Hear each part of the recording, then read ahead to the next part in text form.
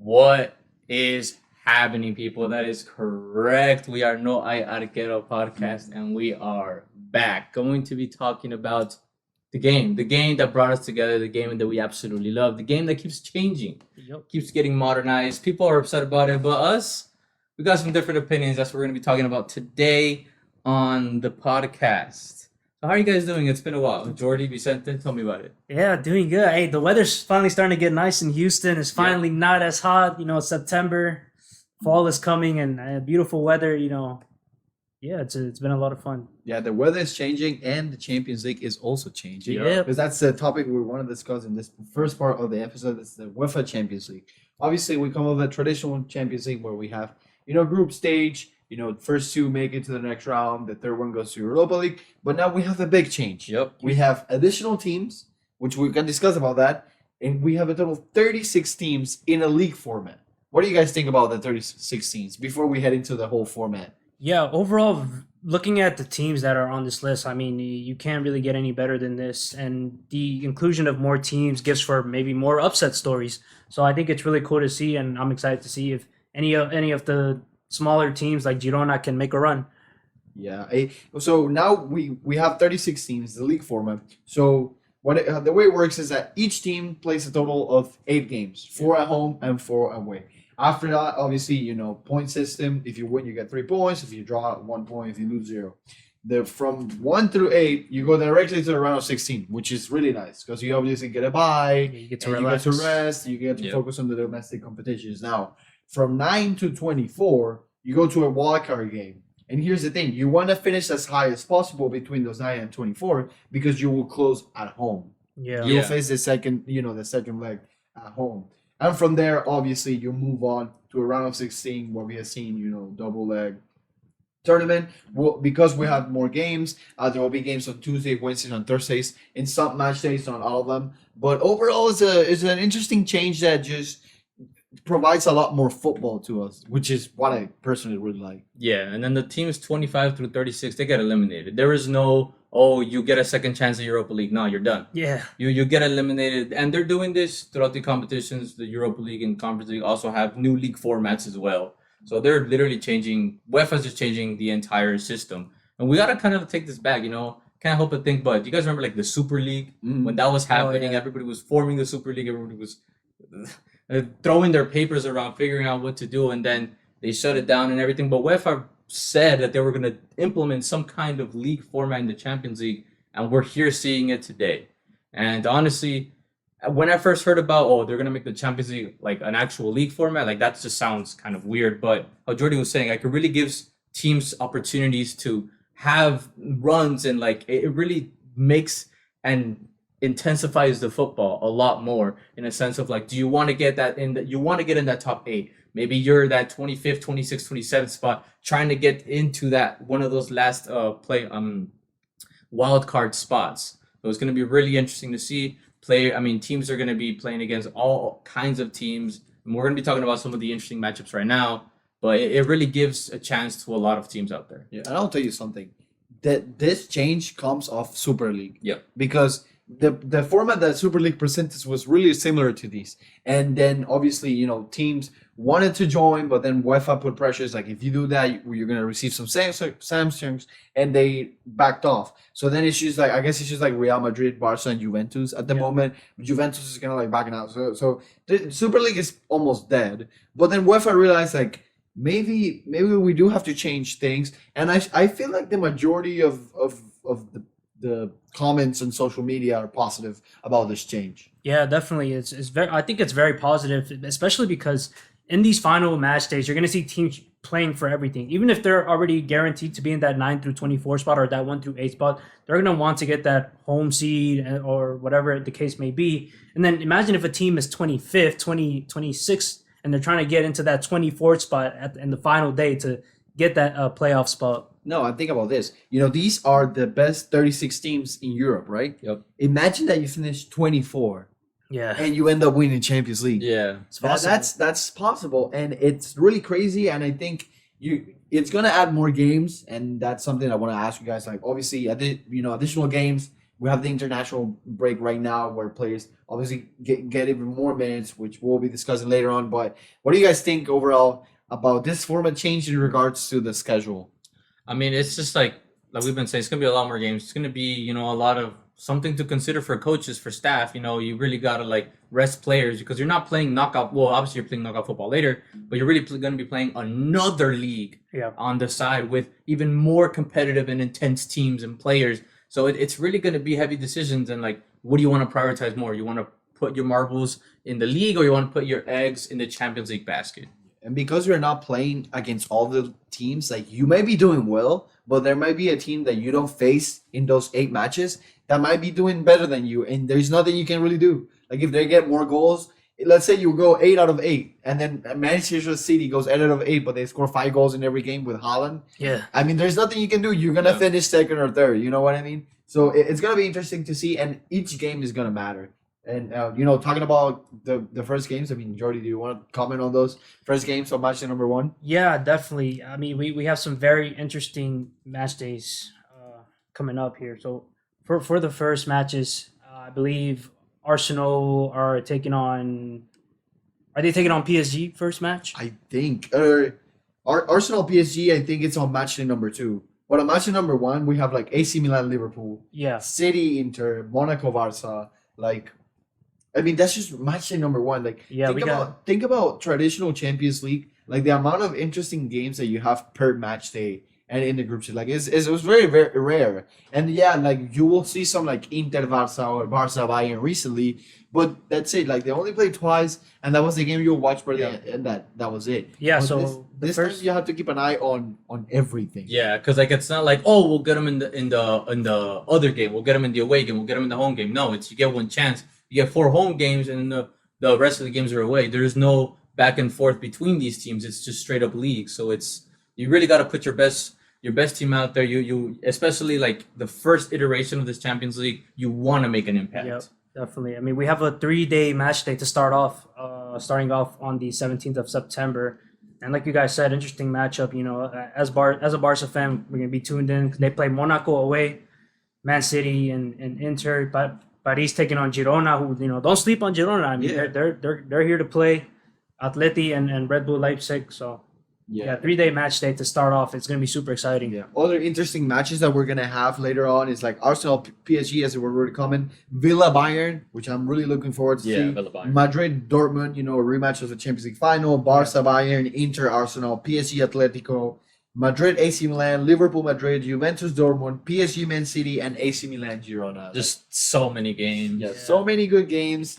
You're gonna have to pick what to watch, but that's also gonna produce a lot more money to the teams, to the competitions, and it's gonna be interesting. But talking about how interesting this is, the schedule, I have to say something as we head into our predictions about the tournament. Yeah, this is all gonna be who is mostly like fit. Yep. And who has the better like recovery process, equipment, and squad, which is why I feel like this is a Champions League that Manchester City can easily win.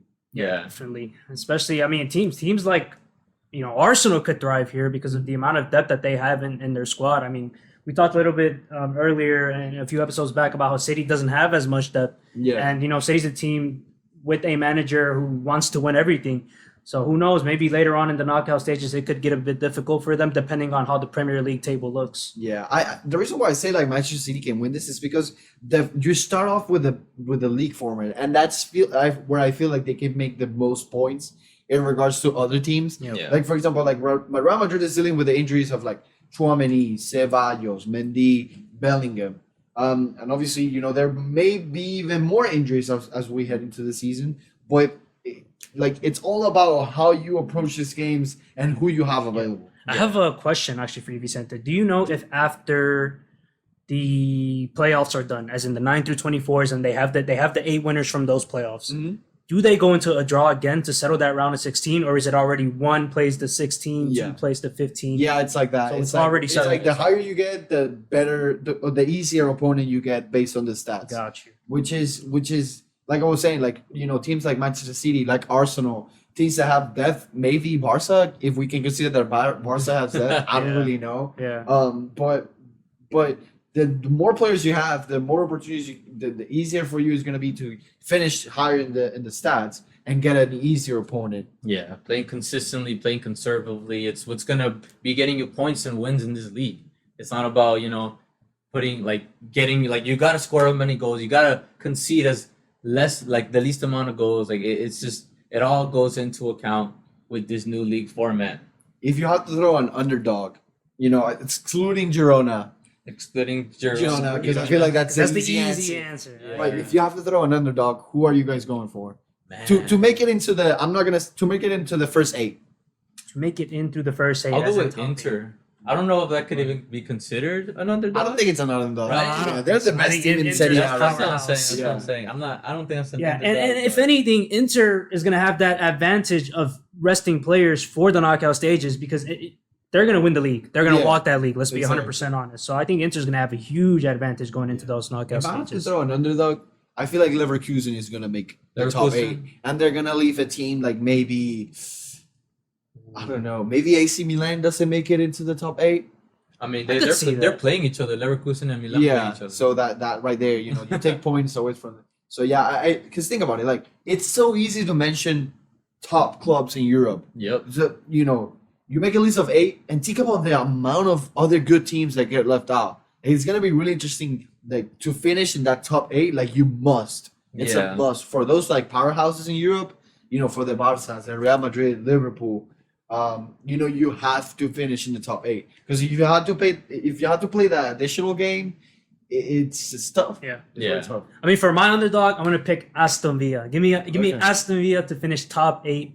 Okay. Not an easy schedule, but I think that they can do it. I mean, look, the hardest game in their schedule is Bayern. Yeah, definitely. But they are at home. I mean, if they can pull a point away from that, and then they go to Leipzig, they play Juventus at home, they play Club Brugge from Belgium away, Celtic at home, Young Boys away, Bologna at home, and then Monaco away to finish it off. So it's an accessible schedule in my opinion. Yeah, and it's that's definitely it. something they can work That's with. a good pick, I'll say. It's a team that I think is gonna do really bad this year, and it's Juventus. You I think- feel like this format, the current team, Yeah. how they're doing, how they don't have something consolidated with Thiago Motta yet. Like I just don't see this Juventus team thriving, and I think it's one of the things that may not even be like in the 24th. Wow, yeah. Or like maybe. bottom 24 is like one of those teams. So you think they'll just straight up get eliminated? I feel like it could happen. It's a Could definitely possibility. happen, yeah. So what about you, Guillermo? If you had to take obviously from the top 8, a team on paper that should get top 8 but won't get top 8. That won't get Yeah, top A 8. team that should get top 8 on paper that people are gonna think, yeah, they'll get top 8. I am going to throw in. I'll just say PSG. I was gonna say PSG Okay. as well. I'm not gonna lie. Wow. I'll just because I mean it's more of a I don't want them to get top 8 situation here, but Tough schedule though. yeah, Very that, tough schedule. that goes into account. Tough schedule, and I just think the competition out there, man. Like PSG is like, time and time again has proved that this is not their competition. So I feel like in a league format, they're so used to League One, but when it comes to a Champions League format with a bunch of these kinds of teams, it's gonna be a lot harder, and I think they won't get top 8. I don't know what's gonna happen with PSG, but here's the thing: we've always complained about League One being so easy. Now that this is more into a league format, maybe Yeah. they benefit from this. Yeah. Maybe they like use their subs in League One, Yeah. They and this definitely is like can. their primary league. You Yeah. know what I mean? Yeah, You yeah. rest someone like Barcola Yeah, for league. you're constantly playing against good opponents in complex contexts. This might be like an improvement for PSG and push them to that higher level where they will be ready when they get to a quarterfinals or a semifinals. You know what I mean? No, yeah, and that's the kind of thinking that this new league format, provides and stuff like that. You got to take all these kinds of things into account, and adding on to the amount of teams that they're adding. So at the end of the season, there's like a UEFA coefficient table. So they get like they're measuring like Oh, okay. the best that a country has performed in UEFA competitions, Mhm. and the top 2 countries get an extra Champions League spot Wow. from their league. And right now, the top 2 leagues are Italy and Germany. Yeah. So if it stays Makes like this, next year, Italy and Germany are going to be getting an extra spot in the Champions League. Yeah, which is why if you're Champions League, maybe if you're Barca, you want Real Madrid to win, or if you are like an AC Milan fan, you want Inter to win Yeah. because it will give you the higher chances to qualify. To this year. Do they combine these points with Europa and Conference as well? So it's like the entire league. Yes. Okay, I okay, assume it's all combinations. Yeah, Yes, so it yeah, is. definitely Italy. I mean, you had Atalanta play a final. You had Inter, You had Inter, Inter, yeah. So yeah, Germany had Dortmund. yeah, you accumulate. Roma made it to Roma as well. Yeah, so yeah, that's why Italy is so up there. And like I said, it's gonna be really interesting to see what happens with these teams, with the leagues, and how things change as we head into the Club World Cup as well. Yeah. Because that's New gonna format, add yeah. even more minutes to teams. So Yeah. they're gonna have to battle. It's gonna be a good battle. It's gonna be an interesting season. For the fans, I mean, we can't stop consuming the football, but for the players, I mean, it's just It's a tough. different ball. Yeah, it's tough. It's just a different ball game. And talking about consuming beautiful football, my goodness gracious, bro. Mexico played yesterday against the New Yeah. Zealand, bro. It was just a friendly. Let's calm down. I know it's New Zealand. I understand that, okay? Yeah, saw my boy Canelo giving the prep talk Bro. before. Say that boy Canelo was in there. I'll talk a little bit about Canelo first. So I thought it was so funny, right? Because Canelo pulls up, he's like, he's just there. He's like, oh, everybody's like taking pictures of him, taking pictures of him. Yeah. He pulls up with the refs. He's like taking pictures with the refs. The refs are all happy. They're like, oh, it's got a picture of Canelo and shit. And then he just leaves. He just didn't stay for the match. He literally just He left. left the whole game. Yeah. I didn't know that. I thought he at least like got his little sweet, No. stayed up, watched the game. He just left. Wow. He took a picture with the refs, helped with the coin toss, and homie just left. Hey, He it's did- LA. There are interesting things out there. So I mean, yeah, I guess so. Like, homie was doing his thing, but I just thought that was really funny. hey, I That's can't blame hilarious. Canelo though, because there was literally no one in the Dude, stadium. okay, I saw yeah. that. I did Yeah, see low that. key, I'm like, okay, Rose Bowl, Mexico. Okay, this place is gonna. I'm not gonna say sold out, but it's gonna be a lot of people. Decent There crowd. was yeah. nobody, bro. Even though it was a Saturday. Vicente brought up a good point earlier. Opening football season. College football, etc., etc. But still, man, like, come on, bro. Like, El Tri's playing in California, Rose Bowl. Like, I'm expecting at least 20 people there. There was 10. But going back to the actual game itself, man. So, a little bit before, in a previous episode, I talked a little bit about Javier Aguirre and Rafa Marquez coming into la selección and what they were going to provide and just change in la selección. And man, oh man, was it amazing. It was absolutely amazing. One of the biggest things that I was the most excited for was Rafa Marquez's implementation of tiki-taka style football into la selección mexicana. And this match was literally that. Like, that's what they were doing. I was telling Vicente before the podcast, I was tearing up because of the combination of plays that they were doing, bro. Like, it's not like I don't see this. I watch Barcelona all the time, but it was just watching Mexico with these Mexican players do it when they looked like they were headless chickens in previous matches. Now that they were connecting really good, it was just some beautiful football. It was literally tiki-taka, it was just amazing, bro. I used to pray for times like these. No, and it's good for Mexico to do this in a game like this because things have to be taken slowly. You cannot just start playing friendlies with against like powerhouses, like international powerhouses, where you cannot really develop the game plan that you want to use when you get to those games later on. So I think it's really good for Mexico to play this type of games against these type of opponents. But maybe the marketing department learns from this and they start taking some games to Mexico and making like alternating. Sometimes you play here, sometimes you play over there. I feel like they will benefit from that, and it will be an improvement because people in Mexico will be able to see the selección. Yeah. That's what they want. And then considering, like I said, like this is the first match in this new, system with Javier Aguirre and Rafa Marquez. It's the first ever match. So I really expected a lot more people to be there because I know a lot of people were watching, but it wasn't like that. But in terms of like the actual, like football and like the players and stuff like that, it was just really good. Like I said, they were really playing tiki-taka, like one-touch passing. You could see the want and the initiative and just the vision of the plays that they had. Obviously, there was a lot of passes that they would overshoot or that they just couldn't get or no se entendieron type of situation. But the style of play was there. The implementation was there. The wanting to do that kind of play was there. And as time goes on, they would just get more comfortable with the system. They would get better passes, etc. And it would just go because we won 3-0, but we could have won 5-0 easily. But we just kind of messed up our chances. And it was just it was an amazing game. And to just give some, roster notes, I would say is Julian Quiñones should not be starting anymore. This guy, he keeps on starting with different coaches. They keep on thinking he's him. He is not him. He got injured in the 45th minute. Gotta be Chino. Yeah, they subbed on Chino Huerta, scores a goal. Yep. He could have scored a hat trick. He missed a chip and then he missed another shot. So be it.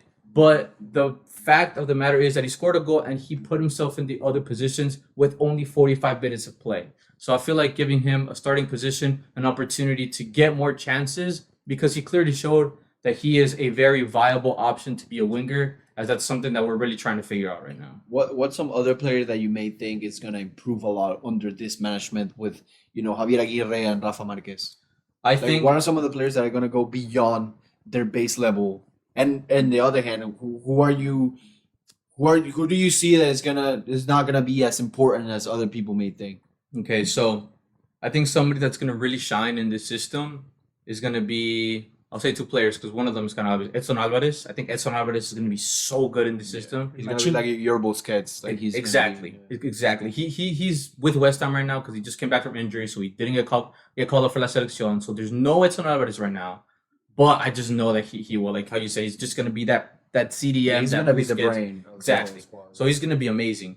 But another player that I think would benefit a lot from this is Orbelin Pineda, because Orbelin Pineda plays a lot like a number 10, like a role like false nine, like a role like just like behind the striker, Yeah, and like- just roaming around. exactly. And I feel like he's really got a combination play. He scored a goal. He can finish. He can shoot from outside the box. He can make runs, break lines. He can do a lot, and I think he would benefit a lot in this new system that we got going on.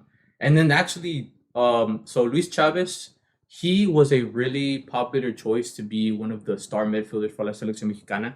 Plays in Russia right now. Yeah. Mm. Scored And- Jesus Chavez or Luis Chavez? Luis Chavez. Oh, Luis Chavez. The one that scored the the free banger kick. Yeah. against Saudi Yeah, Arabia. yeah. That's when I found out about him. Yeah, so he's really good. He's like 26, but he really wasn't. He wasn't bad this past match. He was just lost. He didn't look good in the system. He didn't look like he had an idea. There was other players that were really outshining him that we weren't expecting him to get outshined by. So yeah, I would say Luis Chavez for that one. And talking about Mexico prior to Rafa Marquez, we have seen. I don't know if you guys have seen this, but Jimmy Lozano has been in Houston recently. Yeah, Like, I saw the meeting with- picture of him with the Dynamo stuff. Yeah, with the let's Dynamo see that. stuff. So maybe there's like some kind of connections behind in there between like Mexico, him, Dynamo. Maybe Oh, we're maybe. implementing this. I know that before they hired Ben Olsen, he was actually interviewed. Okay. Jimmy Lozano was interviewed for the Oh, Dynamo okay. job, but they didn't take him. Yeah. And they got Ben Olsen, obviously. Yeah. But hey, I mean, who knows? Because Jimmy right now, obviously, he's out of a job. He didn't want to do anything with La Selección. So he's going to be seeing what happens. Maybe he Yeah. gets a job at Liga MX or maybe MLS. at Maybe this we point. see La Lamborghini in Houston. Yeah, maybe. And then I guess one last note that I wanted to add for La Selección Mexicana, or I guess two, is one, play my boy Marcelo Flores, please. This guy grew up in Fuerzas Básicas of Arsenal, bro. Why are we not starting him in La Selección Mexicana, Yeah, bro? especially against New Zealand, where you can really get Exactly. an opportunity to see what he can do. Yeah. Exactly. And it's like, oh, they didn't even sub him on, bro. It's a friendly when you get 30 subs. Yeah. Sub on Marcelo Flores, please. And then the last thing is I need Santi to be more selfish. I need this guy to score goals. He just likes to play the game. He does a lot more distribution than he should. He's a striker, man. Get the ball, push off your guy, and shoot the ball. If it goes wide, it goes wide. But take the shot. It's okay. We want you to take that shot. And yeah, He did ended up staying, right? At Feyenoord. at Feyenoord, Yeah. yes. Yeah, unfortunately for him, there wasn't the transfer that we so talk about, and that they pushed. Nottingham Forest really pushed for that, Yeah. but they couldn't like reach an agreement. But I mean, maybe staying in Feyenoord and keep scoring goals and keep being their top guy instead of moving to a place where you have to fight for a spot. Yep. It's good for him to gain that confidence that you need to go to Mexico and start scoring goals. Yeah. And He'll get Champions League experience too, so yeah. he's fine there for another year, in my opinion. And he's been scoring for Feyenoord ever since the season started. He's just like, for La Selección, he can't seem to score, but he just needs to start scoring, and then he'll start getting on the ball, and it's just looking good, man. With this new system, like I said, we're just playing against New Zealand, so I understand that, but I really, really, really like what I see. Like, it was like probably one of the best Mexico performances in a very, very, very long time. Like What's ahead for Mexico? I would like so we played Canada on Tuesday. That was Yeah. The So U.S. just lost to Canada. at home. and Canada, had a good Copa America. Mhm. So like they're a really It good will be a team. good like first test. Yes. Trying to build like a solid starting 11, playing against a team that is coming off of a really good Copa America. Yeah. So I want to see, Julian Quiñones not in the starting position. Yeah. I want to see some minutes from Marcelo. I'm not asking to start him, but just sub him on. And then I also want to see Alan Mosso play. He didn't get to play with. He's a player that a lot of people wanted him for La Selección. He finally gets called up again, and he didn't get a chance. So hopefully he gets a chance this time around. And then just like a more midfielder rotations, because like I was saying earlier, so we already have Edson Alvarez. He's basically secured, but one that we're really considering was Luis Chavez, but he looked a little lost. So Luis Romo did really good. But I want to see some more participation from like Chiquito Sanchez or something like that. I would like to see Julian Araujo personally. Now that he's in the Prem, he's getting those minutes in the Prem. Yeah. Much more physical league. Probably the most physically like enduring league. Mhm. So Yeah. I would like to see what he can do against Canada. Hopefully he gets some minutes as well. Yeah. I mean, like, we had Julian Araujo, Premier League right back, and then we had Jorge Sanchez? Jorge Sanchez, but I wasn't talking about him. Alex Padilla, 20-year-old goalkeeper from Atletico Bilbao on the bench. Like, these are the players, young Mexican players in Europe. They should be playing these games, these friendlies. They should be starting. They should be getting these opportunities. And that's where Rafa Marquez steps up and does scouting, and all his staff, they work together to, find that new talent that might, if you give them a good chance, they might take this Mexico squad to the next level. Yeah. But talking about players that were lost, I'll tell you something. I was lost when I saw their nominees for the Balon d'Or. Because where is Rodrigo? Where was Rodrigo? Hey, you guys saw his post on social, obviously. Where he was is not Rodrigo? happy. Like, if Vini is really going to win this, how are you telling me that Rodrigo is not the best, one of the best 30 players in the world? Yeah, I mean, that's insane. The fact that not only did they not include him in the quote-unquote short list, but he's just so low. Like, what was up with that? Yeah. Like, oh my God. And then, I mean, it's because, like, okay, maybe I'm sounding like a hater. Maybe I'm sounding like super, like, I'm a Barca fan. Also, it's like all Madrid players. Like, what's going on, bro? Like, they tell me that I'm crazy.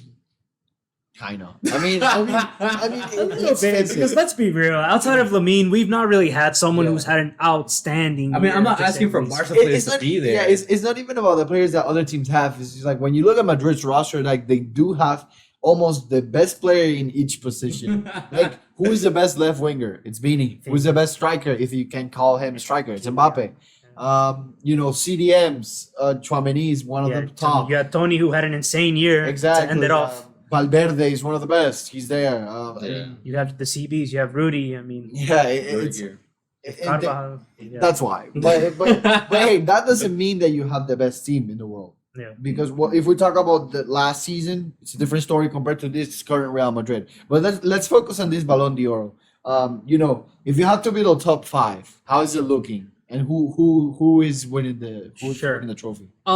So my top 5, I'm going Jude. Or top 3. Let's make it easy. Okay, we'll go Jude, Rodri, Vinny. Top 3, in my opinion, throughout the year. I don't think Haaland gets in there. I don't think Kylian gets in there. And then for my winner, I'm gonna have to go Vinny personally. I think despite Rodri, the success that he had both in the Euros and obviously in the Premier League, and obviously pretty good UCL campaign as well. Not the best, but good enough by his standards. I'm still gonna have to give it to Vinny just because of the impact that he had on this Madrid squad just throughout the whole year. Obviously, Brazil, we can save that topic for another day, but I still think Vinny is deserving of the Balon d'Or. Yeah. How about you, Guillermo? For top 3, I'm gonna sound dumb here, but here we go. I'm putting, because I can't. Well, we'll just go no particular order. Then I'll say my winner. So Rodri, Carvajal, and you have to put him there. I know you hate him, but you have to put him there. He's top 3. I'll put Vini in there. I'll put Vini in there, but I still. Who is your honorable mention then? My honorable mention, Tony. Tony? Kroos. Okay. Yeah. Tony, that's fair. But I'll put Vini in there. And then, hey man, call me crazy, but I feel like Carvajal's season was low key underrated, bro. Oh no, not underrated, underappreciated. Mm-hmm. I feel like he impact with Spain and with Madrid in moments, dire moments, and the consistency at the age. I feel like all that kind of stuff you got to take into consideration. Yeah, and this award is usually given to strikers, when they have like almost all the time, and especially because they get all the lights, because they score the goals, they're like the best or most talented players. But in a season where the top strikers in the world didn't have as much of, they didn't shine as much, I feel like this could be a season where Carvajal gets the trophy because he seriously had, he scored in the Champions League final. He had an amazing Euro Cup. And he's just been balling out. And this could be his year. For my top three, I'm going Rodri, Kroos, and Vini. Okay. I don't think Jude makes it. No. I think just the fact that the Euro Cup is just not good. And everything that's happened with that England squad, it's going to takes points off of him. And I think that a lot of journalists are going to go with Kroos because of, the legacy that he has. Yeah, I don't mind him being in the top three at all. Yeah. I mean, he had a crazy year. He posted on socials. He was like, "You guys can win it next year. Give me a chance." Yeah, I mean, this is his last chance. To be fair to him, he's done. But talking about Vini though, I have to ask you guys. I know you mentioned that we may talk about him later on in another episode, but we can talk now. I mean, international break. We can talk about Brazil. I have to ask, why can't Vini be the same for Brazil? Man, is it the squad? Is it the context? It can't be the squad though, because when you look at the squad, I feel like he has good enough midfielder up. Yeah. It's awesome. Yeah. Like Paquetá, Rodrigo. Rodrigo. I mean, I just think that Vini kind of plays like a different role in Madrid. I feel like I don't know. I'm like I feel like Madrid puts a lot more pressure on him, and like they really look at him as like he's the guy. And I feel like in Brazil, they don't really look at Vini like that. And maybe Vini just thrives under that pressure, Yeah. That's what I would have to say. I think it's like low key the opposite. I feel like so? Because Vini arrived at Real Madrid at such an early age, and he played for La Fábrica, and, well, not really La Fábrica, but he played in like the B team, and then was brought up, and coaches, Solari and other coaches trusted him and can give him minutes, even though the fan base was not as happy with him. Yeah. I feel like he earned that by showing that he's the guy, and he's now really comfortable with it.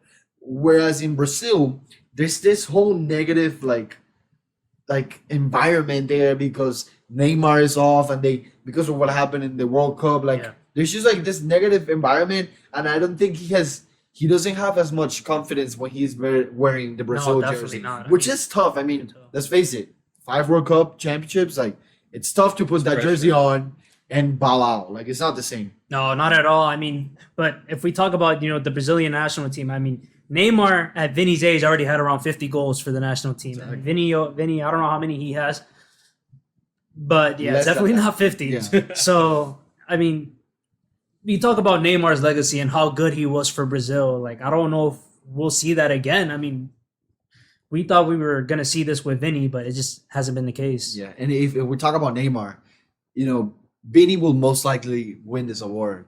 How does that put him in the best Brazil all-time list? Brazil all-time. So obviously we know Pelé, and we don't even have to go Ronaldinho. Just where do you put Neymar and where do you put Vini? Bro, that's such a disrespectful conversation, bro. Like, I think so, man. Like, I really think people compare. I think Neymar would have had one. He just happened to be in the wrong era. Like 100%. If Neymar was playing right now, bro, like he would be way better than Vini, bro. Like, honestly, what are we talking about? Yeah. That's fair, honestly. I mean, I always see like these comparisons, like Vini and Neymar. I'm like, bro, like they're just different players. Like I think Neymar and Vini, like they're just, in my opinion, they're in different leagues. Like I think they're in different categories. I think Neymar at his peak will forever be way better than Vini at his peak. Vini at his peak will never reach Neymar at his peak. So is it fair to say that Neymar was a more talented player and he was unique, but Vini will most likely finish with a better career? Is it fair to say that? It's fair to say that. I think Vini's. That's how I feel. Like Vini will definitely finish with a better career. On paper. When I say stats, I don't mean like goals or assists. It's just like trophies and legacy. But Neymar was like the guy. Like he was Neymar. Yeah, but Neymar has the streets. That's the thing. Neymar will always have the streets. Yeah. So I mean, I always hear that conversation, man. I always get a little bit triggered, but I mean. And so with this whole Brazil conversation with Beanie and stuff like that, and when you talked a little bit about Jude with England earlier, shouldn't this like affect Beanie's chance at winning the Balon d'Or? And if it does, how much does it really affect? I don't know. I feel like it's just like there's no one else. There's no one else to That's the thing. That's the thing. Because, like I said, Carvajal may win it, but he's a right back. And yeah, like I said, this might be the year where you give it to a right back because no other striker was like as bright as other years. But I don't see journalists voting for Carvajal. Yeah. Because he doesn't have that PR, It doesn't. Rodri, still like a guy, yeah, he was amazing, but City lost to Madrid. And he was subbed off in the Europa League final or Euro Cup champion final. Wasn't great in that final. Yeah, so it will be Vini. Like I think it'll also be Vinny, or just despite him not having a good Copa America, a good break right now with Brazil and all of that. Like I don't think it will matter. But because we're having this conversation, and let us know in the comments, where is this trophy going? Because we're coming off an era where we have Messi and Ronaldo. We will never see something like that ever again. Where it's just like two guys fighting for the trophy every year. Is this the point and the generation where we are going to start seeing different players each year? Definitely. Yeah. I think so. I just think that like with Messi and Ronaldo, we got so used to seeing like 60 goals and all sort of stuff. Like, oh, Ronaldo's gonna win it because he won the Champions League and he scored 60 goals. Like that, we can't really be expecting that. Like we really this is a different era. Like I feel like the Balon d'Or, in my opinion, should be more of like an MVP kind of trophy. Like really the most valuable player for the team. Like for instance, like an example like Rodri, like he could be considered like one of Man City's like MVP, and I think that they should value that over like I don't know PR and like goals in the Champions League and stuff like that. But we're just so used to all of that stuff that it's hard to like stray, and it's all about the pictures and the bicycle kicks and all this other stuff.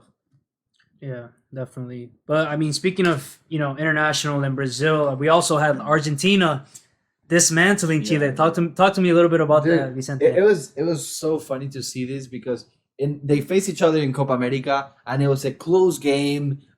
They played at where the World Cup final is going to be Levi Stadium. Is that? Is in it New Jersey? No, New Jersey. It was, MetLife. So it was sold out and it was 0-0 and everyone's like, oh, Copa America, Argentina, Chile, like it's always a battle. But this time, no Messi, but they did have, the ceremony like saying goodbye to Di Maria. Yeah. They absolutely like dog walked. Destroyed Chile. It destroyed them. And Chile, they're gonna have to figure it out because 5 you points.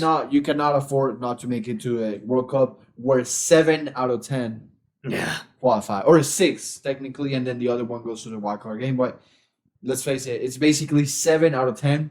You cannot tell me that Chile is not one of the best 7 in South America, and they have to figure it out. Yeah, definitely. As soon as Super happy to see my boy Dybala though. Come on, Wearing the 10. He's a guy we talk about a lot on this podcast. He came on, did his thing, got the goal. Garnacho got the assist too. Yeah. And do you guys see the picture of Garnacho like really young wearing the Dybala jersey? That's so insane. funny. I did see that on social That's media. insane, I did see that. That was insane. But yeah, South American World Cup qualifiers, absolutely crazy. When with Venezuela playing a really good Copa America, now you go to Bolivia, and with the altitude, you get absolutely demolished. You may argue, we were talking about this before we started the episode. Is it fair to go there? Should it be allowed? Should it be banned? I think it's part of the environment. Like it's cool. Like honestly, it's cool to see like I want to see Brazil go over there and struggle. I want to see Argentina. Obviously, when it's your country, you're like, this is not fair. Like, why are we doing that? Someone is gonna get hurt. Like something's gonna happen. But when it's not your team, it's interesting to see how players react to this environment. Argentina won 6, have lost 1 in the World Cup qualifiers, have conceded 2 goals, and their next match is against Colombia. Yeah, the rematch. We got the rematch after Colombia is at home, I believe. So it's gonna be hot. That's a hard game.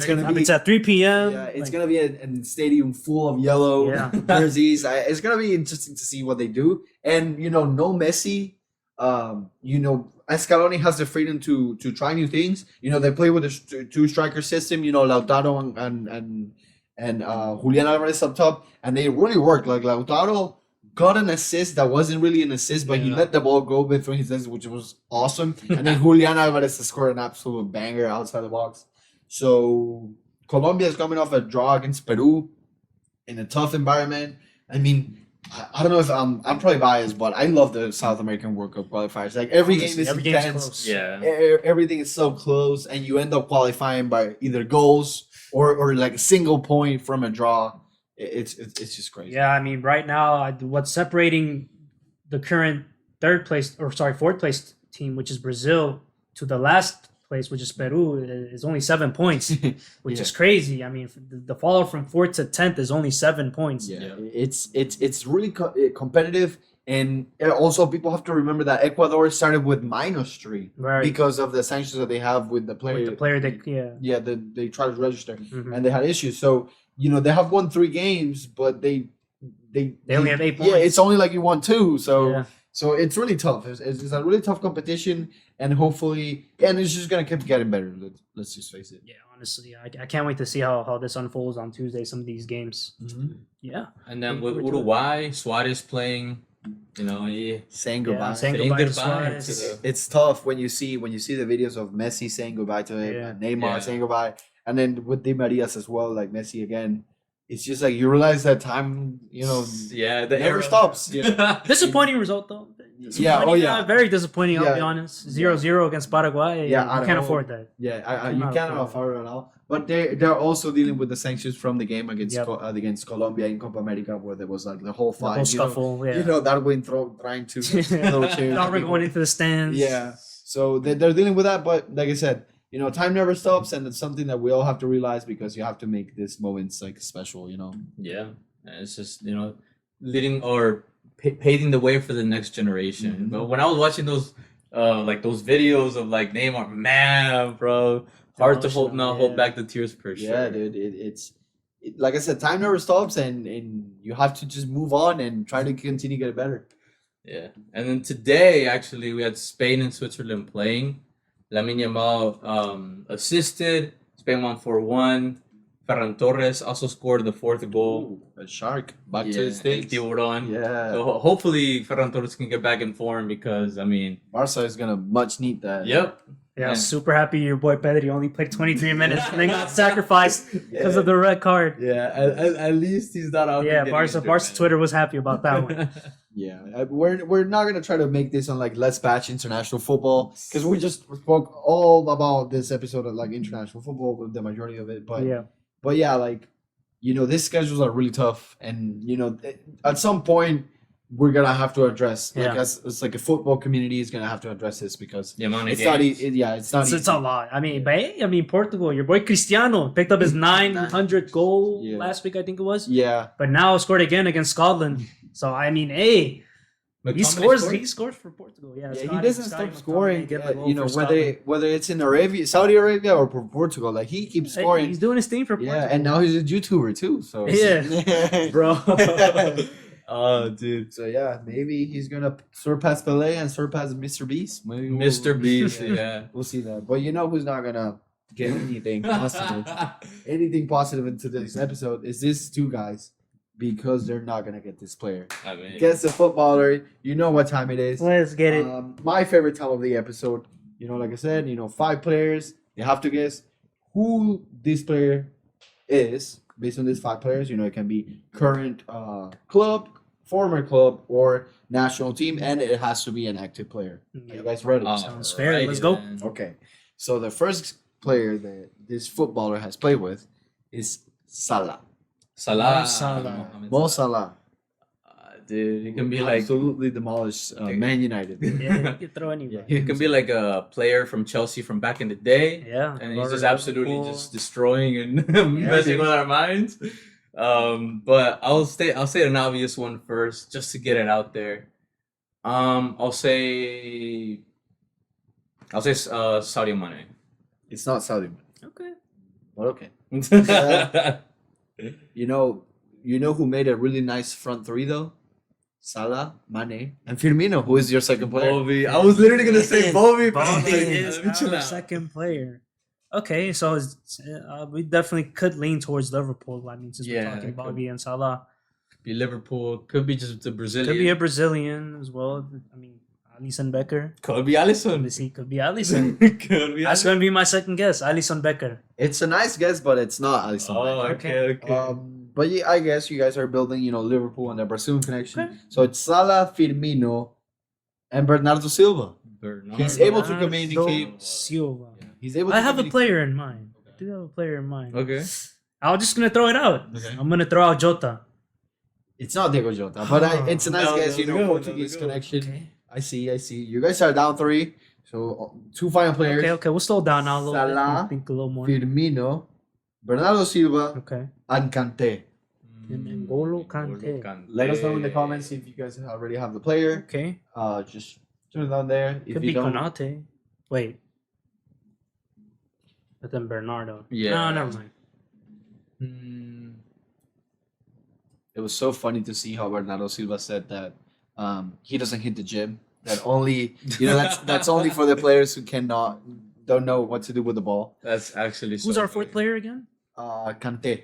Kante, Could be bro. Sterling. I mean, he's Raheem. played at Liverpool. He's played at Chelsea. He's played at. But I mean, when he was at Liverpool, was Salah at Liverpool? that's what I was thinking. I don't know. And, I think Salah. I mean, was Salah was still also Serie at A. Chelsea. Yeah, but Raheem wasn't But there. yeah, He's now in Arsenal. Man has was played- at, was at City as well. So He- Bernardo. Yeah, he was. I mean, yeah, that would just be the only thing. Was Raheem there when Salah was there? That would be the only thing. I don't know. That one's kind of. That one's tough. But who else could we think about? I mean, because this could be like a few players. Like this one's easy on paper, but like that's what makes it hard. Because Yeah, it could be like a variety of Yeah, players. there's a Like, bunch of it's- Premier it's League it's players. broad, yeah. And then like France. France is really throwing me off. I'm trying to think of like French players. France. Oh yeah, for Kante, yeah. Okay, well the way he reacted means he's not French. Definitely not. So I can throw we that can throw idea that out. out. Thank you for that one. That's my bad, guys. My advice. That's funny. Definitely not French then. Trying to think. Or of, maybe I'm throwing you off. dude, Yeah. 30,000 at you, bro. No, I wouldn't do that. It's not French. That's Yeah, hilarious. Chelsea. So far, he's named players from Chelsea, Liverpool, City. Yeah. Maybe someone who has played at all. I'm trying to think like a Portuguese player, because like Bernardo was like City, Yeah. unless there was somebody that pivoted between Liverpool and City, and Chelsea besides Sterling. That's what I'm saying. Sterling, I can think of easily off the top of my head, but anyone else? Give me a name in 30 seconds. He is. So you can get your final player if you get it wrong. And keep in mind, you can also get the full career Of one. of one of these players that you guys are going to have to search on, either you or you, because I don't have my Okay. app right here. Yeah, I mean, other than Sterling, I don't know. Well, let's throw Sterling. Let's throw Sterling. Because It is not Sterling. okay, guys. yeah, What I see, he has played for almost every team in the Big Six, so yeah. it's a nice. All right, guess. so maybe this Yeah. fifth guy will help us. So for your final player, Salah, Firmino, Bernardo Silva, Kante, and Karim Benzema. Talking about Balon D'Or, Benzema, who was one of Madrid. the recent winners, which I feel like Madrid like forever, so in recent Yeah. you history, don't need his career. in recent history, Benzema was like the Balon d'Or winner where everyone was just like, yeah, it's him. Like, Yeah, there's no one else. question from his 2021 campaign. Yeah. There was no doubt. His prime. I mean, That was a crazy campaign. yeah, for crazy sure. campaign. Man, I'm deep in thought here. So I feel like you guys know the career of almost every single player. Yeah, too. yeah, And it's just like pick which one you want to go more in depth. Yeah, because like Benz, we don't need. Yeah, Salah, Benz we don't need. we don't really need. Fiorentina, Roma, Yeah. Chelsea, Yeah. Chelsea, Liverpool. that's literally it. And then Firmino. Bobby, well, I mean Liverpool, but outside of Liverpool, he was at. I can't think like Can't He think was of at what- that German club, Hoffen. Oh, Hoffenheim, yeah, he that's was at true. Hoffenheim, yeah, but come on. yeah. Yeah. And then so it was Salah, And then Bobby, Bernardo. Bernardo played City. in Monaco. Monaco. I'm trying to think of like Monaco players from that generation. Conte. Was Conte in that Conte same was generation not or no? there. No. Oh no, he wasn't there at all. Actually, I'm thinking about tripping. I'm thinking about Bakayoko for some reason, but like. Oh, What? Who you got? I don't think so because Bakayoko You know, okay, was okay. never. So at that Liverpool. there's three links there. The only link I'm missing is Conte. Conte, But Chelsea, Leicester. dude, it's the only link I'm missing. But I don't know about Who is it? actuality. Who is it? I am thinking about Fabinho, Okay. but I don't know. When he ever played with Conte? Yes, because like okay, so because here's the thing, I don't know where Fabinho plays right now. Like I don't know. He plays at the Saudi club. That's where Conte plays, but does he play at the same club? I That's think what. they do. Then it's Fabinho. It is Fabinho. Let's go, dude. Stop, man. Stop. Without asking for the career, that's pretty. I know where you guys made the connection, and it was there. It was pretty Good obvious. stuff. It's 'cause I'm like- it's the club with the one. It's a yellow badge and it's Yeah, a one. it's, That's why I knew because of FIFA, bro. Because of Ultimate Team. I play Fabinho's card all the Isn't time, and it- I was like, he's at that side. Isn't it Al Ittihad? Al That's Ittihad. yeah. It's like Al I Nassr think Ronaldo. so. Yeah. Then it's Al Ittihad is where. No, I thought Al Hilal is Neymar's team. no Blue Al, team. Al Hilal is Neymar's, and then this one is Al Ittihad. Al Ittihad, yeah. Yeah, Okay. yeah. Cool. Yeah. Okay, That's yeah. nice. But yeah, Snipe that one good. Fabinho is a guy who was so talented, but it was always on Casemiro's shadows for like Yeah. some reason. He never got the chance to actually play for Brazil. Yeah. But that does it for us. Yeah. That was the That was a good one. footballer of the day. And today's episode, we're gonna keep trying to upload stuff, in the upcoming weeks, with more football that's coming, Champions League and much more. But let us know in the comments, like, subscribe, tell us what kind of teams you want us to talk more or less. And you can obviously search us in our socials, if you want to start. Yeah, so on Twitter, you can follow me at Jordy Reyes 34 and on Instagram, Jordy Reyes 9. Still trying to get rid of the numbers. And then I am Foot with GLR on all platforms. All right, VGM091102 on Twitter and Vicente.gar.m on Instagram. I'm uploading stuff, a lot sort of our girls soccer for UH. Yep. And also, we're doing volleyball. Shout out the and Cougs. shout out the Cougs. You got to pick it up a little bit with the football program, but the other stuff is good for now. Yeah, for now. now. But yeah, that's going to do it for us. And we'll be back next week with more European leagues, Liga MX, MLS, and everything that's to come in the footy world in the next week. Until next time. See you guys. Peace.